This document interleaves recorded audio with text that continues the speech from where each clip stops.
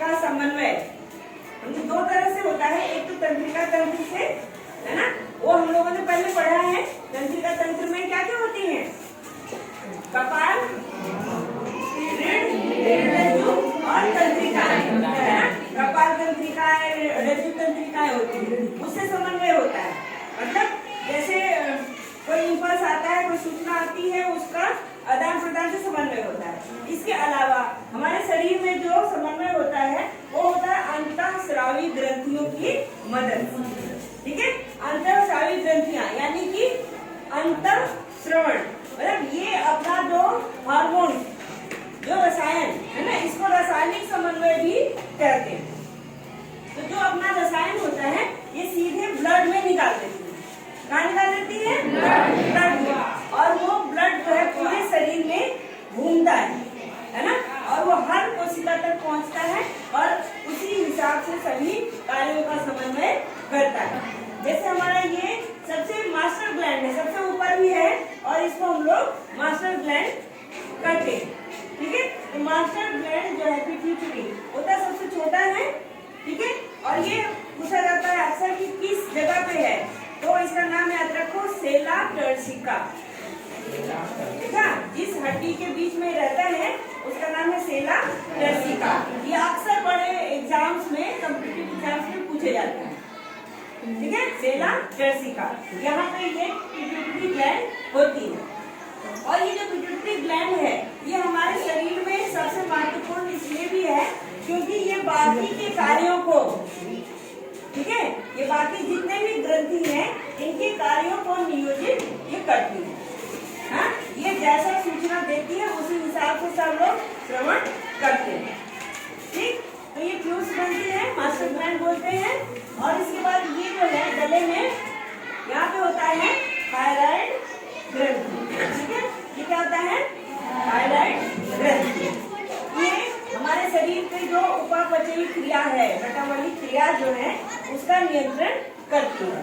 और जब शरीर में इसकी कमी हो जाती है ना, शरीर में जब हमारी ये ग्रंथि काम नहीं करती है तो घेंघा रोग होता है। घेंघा रोग आयोडीन की कमी से भी होता है, आप लोगों ने सुना होगा। आयोडीन की कमी से क्या रोग होता है? तो घेंघा रोग क्या करता है, जो ऐसे बड़ा हो जाता है गले में ना, कंठी माला बोलते हैं, बड़ा हो जाता है, वो उसमें क्या चीज बड़ी होती है? थायराइड ग्रंथि। थायराइड ग्रंथि बड़ी होती है। क्यों? क्योंकि जो थायराइड हार्मोन निकलता है इसमें आयोडीन जरूरी होता है। ठीक है, जब हम खाने में आयोडीन कम लेते हैं, जब खाने में आयोडीन कम लेते हैं तो ये ग्रंथि बड़ी होकर के सोचती है ज्यादा से ज्यादा हम आयोडीन को बटोर पाएंगे, हम ज्यादा थायराइड निकाल पाएंगे, इसीलिए वो ग्रंथि क्या हो जाती है? बड़ी हो जाती है। ठीक है, तो गले में ये निकल जाता है, घेंघा रोग। ठीक, इसके बाद है ये पैराथायराइड। ये थायराइड पे ही छोटी एकदम बिंदी नुमा संरचना होती है, थायराइड के ऊपर ही होती है, इसको इसी तरह अलग नहीं सुनना है। ठीक है, ये क्या करती है? कैल्शियम और फास्फोरस का जो हमारे शरीर में नियंत्रण करती है। ठीक, इसके बाद हम आते हैं अग्नाशय। ठीक है, अग्नाशय ये पत्ती नुमा संरचना होती है हमारे पेट में, स्टमक के नीचे। ठीक है, लार्ज इंटेस्टाइन के पास ही लीवर के बगल में एक पत्ती नुमा संरचना होती है जिसको कि हम अग्नाशय कहते हैं। और ये कई तरह के हार्मोन्स निकालती है, लेकिन सबसे महत्वपूर्ण जो इसमें हार्मोन है उसको हम बोलते हैं इंसुलिन। क्या बोलते हैं? इंसुलिन। और वो हमारे बॉडी में शर्करा को, ग्लूकोज को बैलेंस बनाने के काम आती है। अगर हमारे शरीर में इंसुलिन की मात्रा कम हो जाती है तो मधुमेह रोग होता है। मधुमेह रोग में क्या होता है?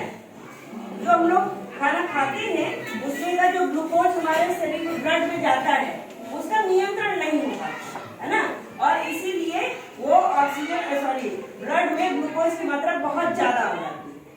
ठीक, और जो इंसुलिन होता है वो क्या करता है, जो ब्लड में ग्लूकोज गया उसको जितनी आवश्यकता है उतना छोड़ देता है, बाकी को ले जाकर के लीवर में स्टोर कर देता है, ग्लाइकोजन बना करके। फिर जब जरूरत होती है तो फिर तोड़ के निकाल देता है। तो इससे जो स्वस्थ व्यक्ति है उसके शरीर में ग्लूकोज का लेवल नियंत्रित रहता है।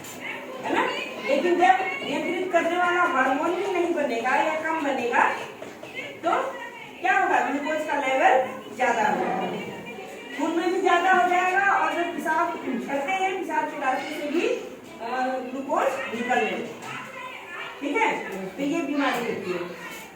इसके नीचे हम जो आते हैं तो ये हमारे दोनों क्या है, किडनीज है, वृक्क है ना, वृक्क है, किडनी है, इसके ऊपर ये सफेद रंग का बन रहा है, ये एड्रिनल ग्लैंड।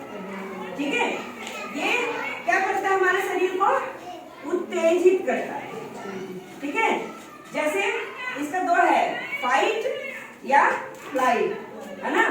कोई अगर चीज हमने, कोई आपसे पहलवान व्यक्ति आपके सामने आ गया तो आप मान लीजिए कि दूसरा काम तो क्या कर सकते हैं, कोशिश कर सकते हैं, या तो फाइट कर लेंगे या फिर फ्लाइट कर देंगे। फ्लाइट माने भाग जाना, है ना, तो या फिर भागोगे या फिर फाइट करोगे, है ना।